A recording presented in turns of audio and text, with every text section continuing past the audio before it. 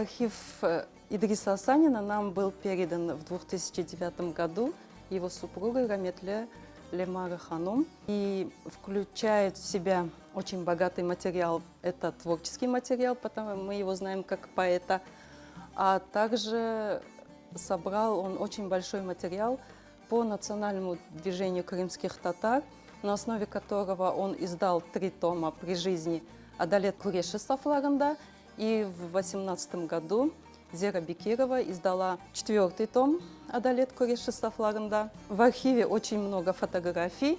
Это в основном фотографии по национальному движению. И в 2020 году мы хотим запустить проект по атрибутации лиц, которые на фотографии, потому что очень многих мы не знаем.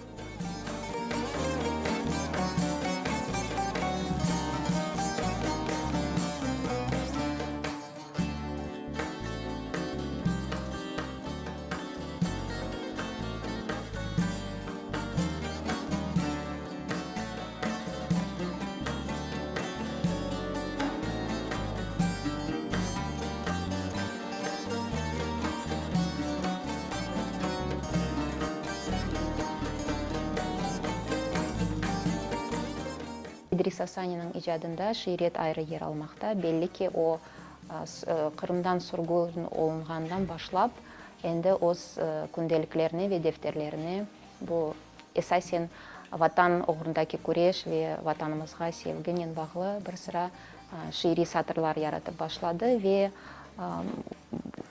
оның 3 böyle жиынтығы дүния yüzünü көрді ве анда эсасен шиiri есерлері ер алды. Ве серігінің бір қысмында Идрис Асанинің дегер тіллерге тәржім етілген есерлері нумайыш олмақта. Бұл рус, украин ве дегер тіллерге тәржім етілген оның бір sıra шиiri есерлері.